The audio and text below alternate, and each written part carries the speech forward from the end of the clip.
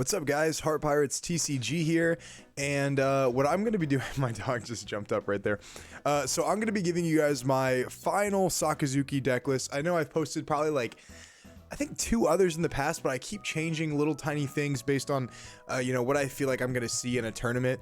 And this is actually my second time recording a video because I recorded one for One Piece TCG IRL on his channel, and then I recorded one back at my Airbnb. But then the next day I got second at the 128 person side event, and yeah, so I felt like I needed to talk about that a little bit before I kind of give you guys the sauce on this deck list. But I will say that only a few things have changed from my last deck list, but I feel like they have been very important changes, so I'll talk about that. And guys, I just want to say, wow, like this deck played so great. The only person I went 15-1 in all the side events. The only person I lost to was a guy named Chris Silva, who has topped a few events before. When I sat down next to him, when I sat down across from him, he had the second place like Treasure Cup regional mat or something along those lines. And then here's Baxter right here, right there, and there you go, buddy. I love you, bud. So he missed me a lot from my little trip. But yeah, so he's a good player. But guys, I drew so awful on that last game that in the finals that like I couldn't even believe how bad it was. Like every card was just super dead. And yeah, that's literally the only loss that I had on record was I went 15 and I was literally 15-0 in the side events, and I needed to win one more to go literally sweep the whole to sweep all 3 side events I played in.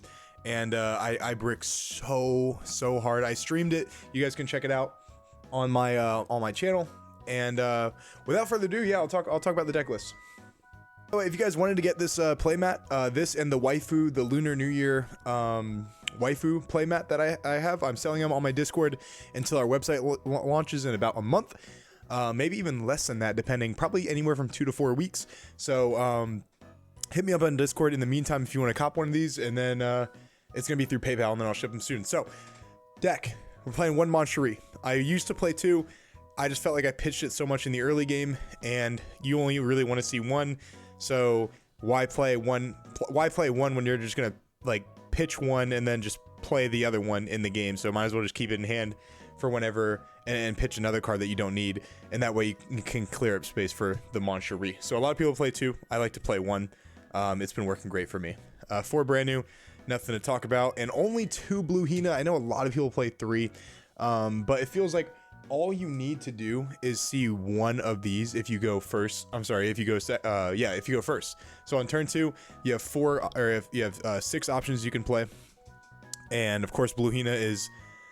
Sometimes blue Hina isn't the best though, because like blue Hina sometimes isn't as good because you need to fill up your trash. Because if they play Kuzan, you can just Great Eruption and then Lucci and clear Kuzan and brand new for 5 Dons. So sometimes actually Hina isn't as good on turn 2. So but Hina is actually there for the reason I'm playing Hina instead of Pilaf, which I used to play Pilaf, is because Hina into Katakuri is a 5k body that can obviously act as a pseudo blocker by the Katakuri or Paraspero or whatever they have attacking into it, and then also is just can take a life or a card out of their hand, and then obviously into Zoro it's really important to be able to fight for their board as well. So for the events, we're playing 2 Ice Age. I used to play Mihawk in place of one of these Ice Ages, and it just wasn't working out very well at all. I'm gonna go ahead and actually focus my camera because I don't know why it's acting up like that. But you're playing 2 Ice Ages, and then obviously followed by the 4 Great Eruption. I feel like you can't play like less than 2 Ice Ages. I feel like it's just crazy. And then obviously 4 Hound Blazes. I mean, it's pretty standard. I know a lot of people play. There's a lot of people that play 1 Ice Age. 2 is, in my opinion, just very solid. If you want to play 3, I don't blame you, but I think 3 is maybe slightly overkill. But you could possibly make it work. Playing the 10 2Ks, a lot of people are like, you got to play 8. If I play 8, I'm not going to see any. So I want to play the 10. And you guys can't tell you how many times I had so many 2Ks in hand and I won the game because of it. Like being able to see 4K extra counter potentially in a game is just the most important. It's not the most important thing, but it's one of the most important things in the game, because you just have so much survivability, especially because these Barts are blockers, and you can just wall off with Sabo with them, and they just are an extra blocker when you need it. And it was just great, dude. And Bart's also recyclable off Moncherie and Hina. It just felt really good. Obviously, we're playing the 4 Lucci, followed by the 4 Hina, followed by the 4 Rebecca. That's pretty standard. I used to play 3 Hina, but you know, I expected to play. I thought I was gonna play at Nats, you know, in the main tournament. And I expected to play a lot of Sakazukis, which I ended up doing in the side event. I think I played like, dude, I want to say like out of the 15 rounds, I think I played 9 Sakazukis. That I played. I'm sorry, out of the 16 rounds, I think I played 9 Sakazukis. So seeing the extra Hina was actually really good. And I used to play 3, but you know, if you play, you need to see 2 in the mirror match, and if you only see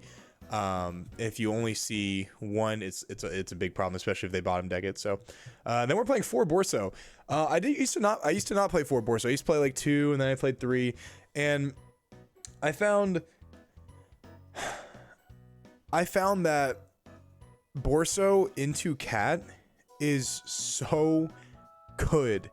It is so ridiculously good, because it is your answer to all of their 7k swings. It's your answer to Thunderbolt. Obviously, they can Thunderbolt you out of life, but like you have so much survivability with Borsalino, and the only problem is he's able to get rested with Amaru. But like just like being able to like have an unKOable blocker that even in the mirror match too is like they have to Houndblaze it, they can't Lucci it, and then you're just like swinging 5s or 8s if you Houndblaze it.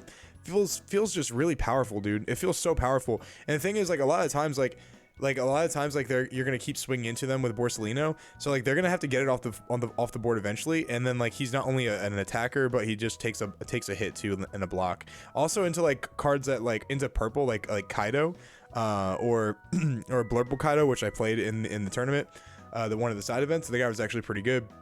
And then something like Purple Luffy, like this card is absolutely insane, and it prevents Kaido from being nearly as effective. So that's really good. So I decided to bump it up to 4, and then I decided to play 2 Sabo. It's like being able to like basically recycle this so many times off like Moncherie and Rebecca, and like being able to just like slowly inch your opponent down to like victory while also maintaining like heavy blockers and cycle, as well as being unKOable, and like you can't like Amaru the Sabo. It just feels really, really, really powerful. So yeah, 2 Sabo is really good. I would not cut it at all. And then I am playing 3 Borsalino, and I am playing 2 Kaido. Now I used to play Mihawk.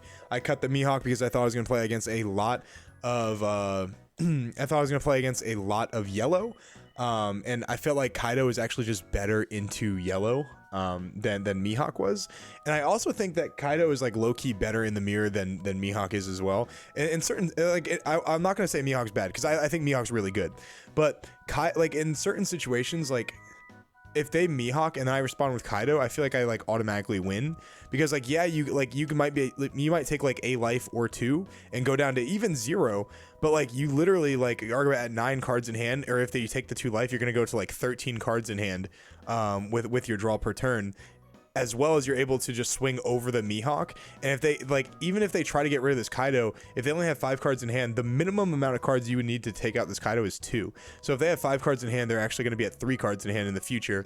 And then most of the time they need 3 cards in hand to actually get rid of this Kaido. So they're going to go down to like 2 cards, and then you can basically just control the game from that aspect. And they're not going to be able to like really use their leader effect efficiently, because they can't really discard cards off their leader effect. I mean, they can, but they're gonna have to discard the cards they might actually really need, because they're only playing with like 2 or 3 cards in hand. So I think this card is really powerful. There's an option, there's an argument to play Mihawk. My friend Hasm plays Mihawk. I personally don't like Mihawk, but I mean, he found success with it. So I'm just showing you guys what I find success with. The way I built this deck is like I'm playing the extra 2Ks because I think Kaido is so important, and when I drop Kaido, I want to be able to just not die. And you know, with the cycle with Sabo and you know the leader effect, as well as drawing 4 with Kaido, it really feels like I'm just drawing like a lot of defensive cards when I play it, and I'm able to survive like 1 extra turn, and I'm able to like seal the game with like a Houndblaze, or just being able to survive and like making them go for game, you know, because they can't survive the next turn either. So it just felt really good. My matchups were I want to say there was like 9 Sakazukis, there was like 4 Anels. a Blurple Kaido, Blurple Croc, a Zoro, Bello Betty. There was like a lot of different decks that I played against, and I was able to win against every single one of them except for a Sakazuki Mirror, where I just drew so absolutely terrible. So yeah, guys, let me know what you guys think. I have Twitter now, so I'll put that in the description below. I also have a Discord if you guys want to join that. Subscribe to the video, subscribe to the channel, like the video if you guys like the content. It was just, this is a good deck, man. I'm gonna continue playing in all the treasure cups and regionals that I play in, at least until OPO6, and then we'll see what to do with that. But yeah, let me know what you guys think, and I'll see you guys in my next video. Peace.